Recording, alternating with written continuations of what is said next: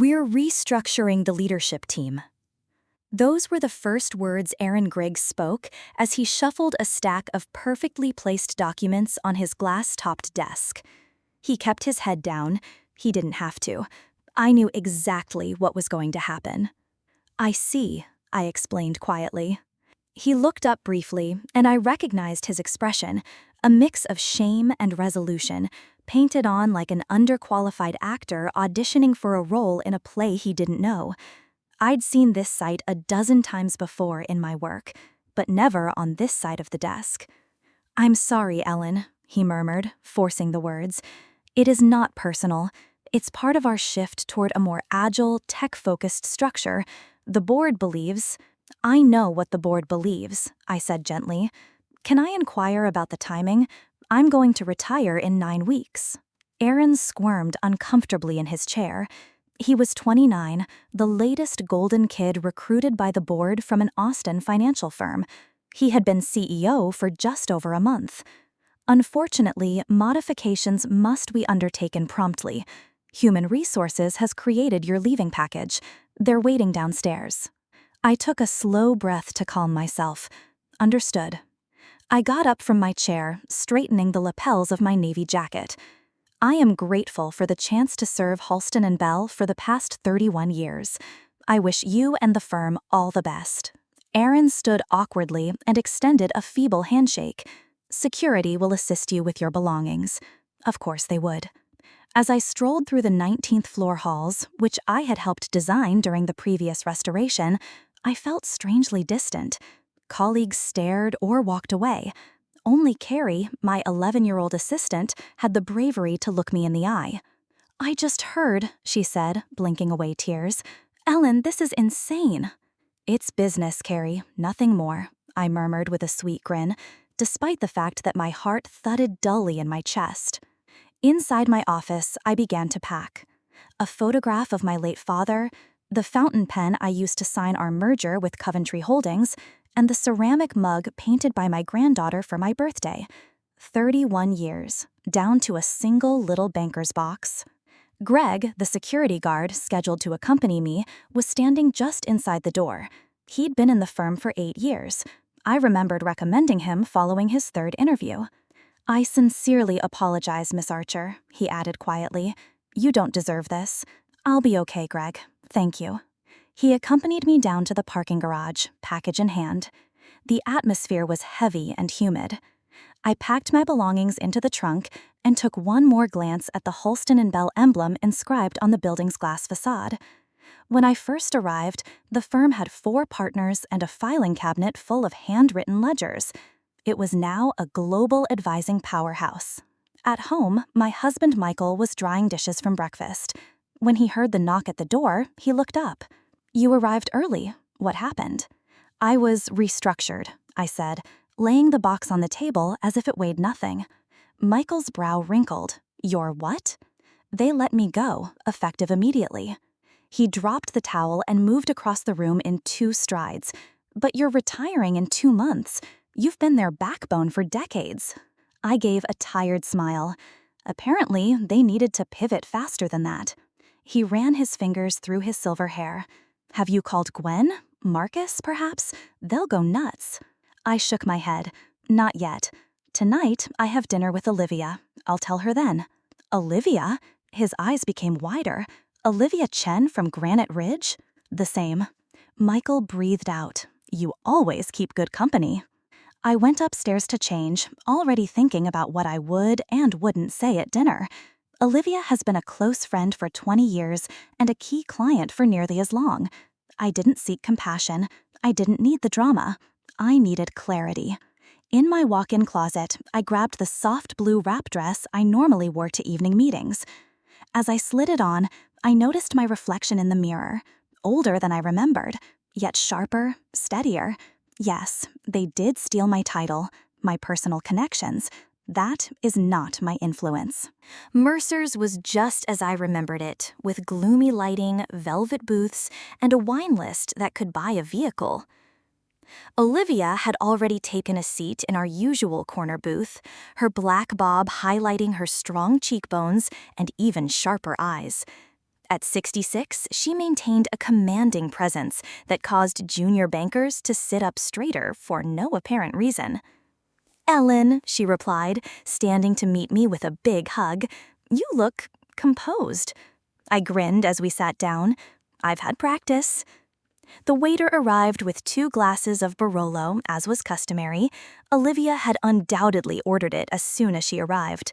"I assume this isn't a social call," Olivia said, her usual directness evident. "I lost my job this morning," I replied, sipping my coffee. "Effective immediately." Olivia blinked and leaned forward. "Let go? You're retiring in 2 months?" "9 weeks," I announced. "Apparently, that wasn't fast enough." She glanced at me before blowing a low whistle. "Let me guess. Who is the new CEO?" "I'm Aaron Griggs." "Aaron Griggs is a technological prodigy, the board's most recent investment." Olivia let out a snort. "I have met him once. I used the term disruption 8 times in 5 minutes. What did they think?" I just shrugged. "He prefers to move quickly, eliminate the old guard, recreate Halston & Bell in his image." Olivia sipped her wine, keeping her gaze fixed on mine. "And he thinks getting rid of you helps with that?" I chuckled dryly and without humor. "Apparently." "Ellen," she replied, her tone suddenly low and serious, "do you know how much capital I have invested with Halston? North of $90 million last I checked. And do you know why?" I returned her stare. "Because we've made you a lot of money." "No," she answered firmly, "because you made me a lot of money. I trust you. I did not leave nearly $100 million in Halston's hands. I placed it in yours." I sat back, astonished. I knew I had established solid relationships, but I didn't expect this level of devotion. Olivia proceeded. "Griggs does not understand this business. Not exactly. He thinks it's all about dashboards and key performance indicators. But what about the real asset? What is true equity? It is all about trust. Ellen, you are the one who built it. They just threw it away." I didn't reply. There was not much to say. She leaned in once more. "I am not the only one who feels this way. Marcus, Theo, and Gwen speak. You're aware of this. And we've been concerned since Aaron came in." "You have?" "His most recent investor update caused some concern. There is too much talk about automation and too little about connections. And now this. Is it appropriate to let go of the company's most reliable representative right before a $200 million investment round?" I hadn't noticed the storm developing in the background. I'd been so concentrated on getting my team ready for my retirement that I hadn't noticed the tremors elsewhere. "Listen," Olivia instructed, "I am not going to speak for the others. However, if you called a few people and told them the truth about what happened, word would spread quickly. The board will not disregard it." I swirled my wine and watched the rich red liquid coat the glass. "I would rather not burn bridges." "This isn't about burning bridges," she stated. "It's about reminding them who built the damn thing in the first place." Later that night, as I sat in my home office, the lamp casting a beautiful glow across my desk, I reflected on what she'd said. The temptation was very real. The opportunity for vindication was within reach. But more than that, I sensed another awakening. For the first time in weeks, I wasn't considering retiring. I was considering impact. I brought out my phone. First, I contacted Marcus Greer, CEO of Skybridge Holdings. Then comes Gwen McMillan of Eastgate Private Wealth. Next comes Theo Jensen. Each interaction followed a similar pattern: shock, rage, and finally, support. By midnight, a gentle fire had begun to spread behind the gleaming walls of Halston & Bell. I hadn't planned for it, but perhaps I didn't have to.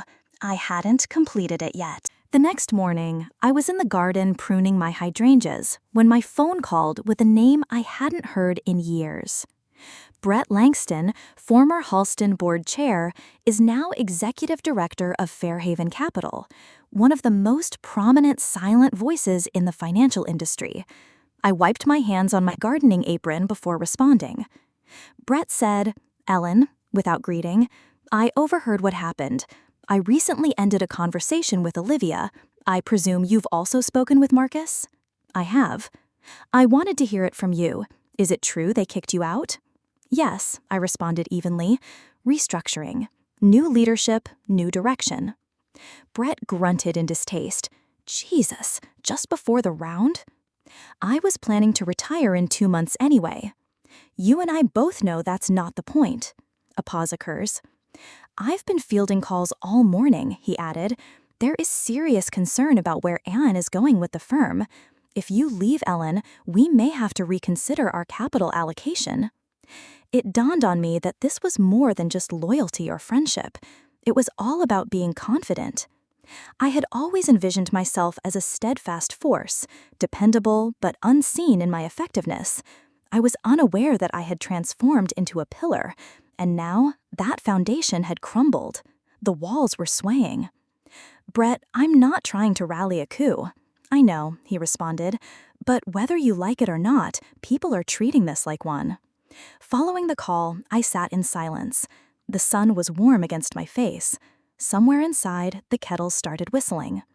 By the end of the day, 6 additional investors had contacted us. 2 of them, Theo and Gwen, had previously contacted Halston's board and demanded an explanation. Other people were reviewing their exposure. By nightfall, I had received a communication from someone I had not expected, Victor Ames, the current chairman of Halston and Bell.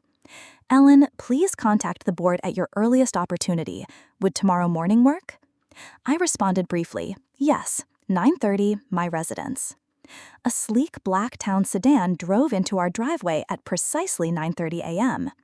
Victor walked out first, followed by 2 other directors, Sandra Mills, who had always been quietly competent, and Reggie Vaughn, the type of board member who never read the whole reports, but always had ideas. They sat stiffly in my bright kitchen, ignoring the platter of fresh scones in front of them. Victor coughed and cleared his throat. Ellen, first, thank you for taking this meeting. I assume this isn't just a courtesy call. Sandra gave a little smile. No, this is an emergency. Victor gave a nod. We have received calls from 7 large investment partners in the last 24 hours. Most of them referred to your leaving. Some have halted funding. Others have threatened to withdraw existing capital. Reggie leapt in. We had no idea your relationships were so influential. I raised an eyebrow. You didn't? Victor raised his hand to signify restraint. Ellen, this is not a defense of Aaron's choice. We're here to request your assistance. The words hovered in the air. I kept quiet. Allow them to get sweaty. Victor leaned forward. The board convened late yesterday night. Aaron Griggs has been placed on administrative leave pending review. His restructuring plan has been put on hold. However, the company is at risk because investor trust is plummeting. We need to find someone they can trust, someone they'll listen to. I examined them. What are you asking? Sandra spoke delicately. Would you think about returning? Even in the short term, help us to get everything under control, contact the investors, rebuild their trust. And what would my title be? They exchanged looks. Interim CEO, Victor announced, with full board privileges, will return to permanence in 6 months. I sat back in my chair and folded my hands. I appreciate the offer, I said, but I have a counterproposal. They gave a blink. I would rather not be CEO. Reggie gave a frown. Then what? I am looking for a new role. The role was established according to the company's charter, one that appreciates the true value of this company, its relationships. They remained silent as I proceeded. I want to be Chief Relationship Officer, C-Suite. The entire board casts its vote. The C-Suite is responsible for overseeing all client-facing strategies, investor communications, and long-term partnership growth, not just during the crisis, but permanently. Sandra's eyes widened slightly, but she did not say anything. In return, I answered, I'll stay for a year. I will personally contact each large investor and attempt to regain their trust. I will make the transition as smooth as possible, and I'll train a successor. Reggie's mouth opened, but Victor lifted his hand again. We'll need to have a formal discussion about this, Victor added. Of course, I answered, but do it quickly. They stood to depart. Victor looked back before leaving the room. "Why not CEO?" he said. "You'd have the authority." "Because the future of Halston and Bell doesn't need more authority," was my response. "It requires stewardship. It needs someone who understands that trust is earned, not given." As I sat on the side of my bed the next morning, I noticed the sun spilling across the flooring. Since leaving the boardroom the day before, my phone had scarcely stopped buzzing. Colleagues, investors, and clients all called to ask the same question: what happened to Halston and Bell? What did happen to me? I had no idea how much weight I had carried for this company until I was no longer a part of it. But the weight had not dissipated. It had merely moved. The most important calls, however, were from those who had built Halston's reputation, those who, alongside me, had shaped its destiny. Gwen was the first person I called. Marcus was the next one. Olivia followed suit. Each of them had advised me to think carefully about my next action. However, nobody had convinced me to take revenge or act out of rage. They were all aware of what I had already learned: making emotional decisions will lead to regret. I went into my home office at 10 a.m., opened my portfolio, and read the proposal I had written for the board. I was aware that they would discuss it later that day, but I had already made my decision. I was eager to return. The company needed more than just a CEO, not power or status. It required a vision that matched innovation with the personal relationships that had helped build it. I arrived at the Calvert building precisely at 1:30 p.m. The front desk security guard gave me a quiet nod. It was evident that the word had spread. No one objected to my entrance. I proceeded to the executive elevators, where Victor, Sandra, and Reggie awaited me. "You're early," Victor replied, his voice tense despite his best efforts. "Time is of the essence, Victor," I told him with a cold smile. We went inside the boardroom, where the rest of the board was already sitting. I looked around, observing the apprehensive looks exchanged among some of the younger members. When I started, only a few had been with Halston and Bell, but they had all seen the company grow. And they had all seen Aaron's career come to an end. Victor let out a sigh. "Thank you so much for coming, Ellen. We've evaluated your proposal and are ready to negotiate conditions." I replied with a nod. "I hope you've come to the same conclusion I have." Reggie hunched forward. "We've had a lengthy discussion, and we all believe that the post of Chief Relationship Officer is necessary. You have earned the right to create Halston and Bell's future, and we are ready to give it to you." Sandra went on to say, "We know that the change is a huge shift. Ellen, we are ready to support you completely, and we're determined to make the necessary reforms to secure the firm's long-term success." For the first time in weeks, I felt a lift in my shoulders. Not because the war was finished, but because I had finally discovered the freedom to make my own decisions. The audience fell silent as I outlined the next steps: how I would contact important investors, restructure our client-facing divisions, and mentor the firm's next generation of leaders. I took a deep breath and tried to stabilize myself. "I would rather not run the business, but I do want to help rebuild it," I stated. "We can't pretend that the past few months didn't occur. However, we can benefit from their experience. We can mend the damage and revert to what has consistently proven effective: enduring relationships, trust, and stability." Victor responded slowly, evidently relieved. "You'll have our full support, Ellen." I stood, a peculiar sensation of finality permeating the air. Then it settled. As I walked out of the room, I felt a sensation of serenity flood over me. It wasn't about retaliation. It was not a return to power. The company was about rebuilding, about reinstating Halston and Bell's culture that had made the company such a powerhouse. I wasn't going back as a symbolic figure. I was returning to remind them of what was actually important. And I was going to do it my way. The first 2 weeks back at Halston and Bell were like entering a new planet. The office, previously familiar, now appeared curiously foreign. The once thriving hum of a corporation with a defined objective had been replaced with an uncertain buzz, one that didn't quite match my vision for the company's future. I dedicated my days to engaging with the leadership team, listening to their challenges, and providing guidance on how to mend the damage. The crew, while capable, seems nervous. The investors, who had previously been confident, had begun to back off. There was no quick fix. It would take time and, most crucially, trust. Around the fourth week of my return, I made my first important move, contacting the investors who had once founded Halston & Bettel. Gwen, Marcus, Olivia, and Theo were the first names on my list. The calls were a mix of relief and caution. They were relieved I was returning, but they questioned the firm's new direction. They were still apprehensive about the adjustments Aaron had implemented.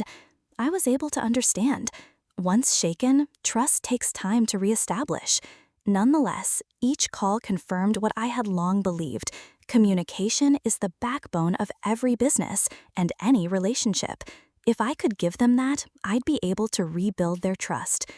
By the end of the first month, we had re-engaged 3 significant clients. It wasn't enough to address all of the company's issues, but it was a start. Momentum had moved marginally back in our direction. The most difficult conversation occurred next, with Damon. Though his new job in the corporation had been reduced, he was still active in several projects, particularly those involving innovation strategy. I expected his veiled animosity, but nothing prepared me for the tension that persisted every time we passed in the halls or sat in meetings together. The first meeting we had was quite awkward. The board had determined that he should remain in a non-client-facing capacity while I concentrated on relationships. I had heard murmurs of his unhappiness, but I had not anticipated how deep it would go. "You're really just going to let me wither away, aren't you?" he asked me one afternoon as we stood by the window of the boardroom overlooking the city. "Not wither," I said, my voice steady. "Damon, you have a job to do, a critical role. But it isn't about relationships, and that's okay. We require different skills in different places." His countenance clouded. "And I'm supposed to be okay with that?" "Look," I began, turning to face him, "you're not the only one who needs to make changes. I've been in your shoes. Just like you, I had to battle for my place here. But I've learned something that you haven't. Leadership isn't about being the loudest person in the room. It's about understanding when to listen, when to talk, and most importantly, when to back away." There was a brief moment of stillness. With a forced smile, he nodded.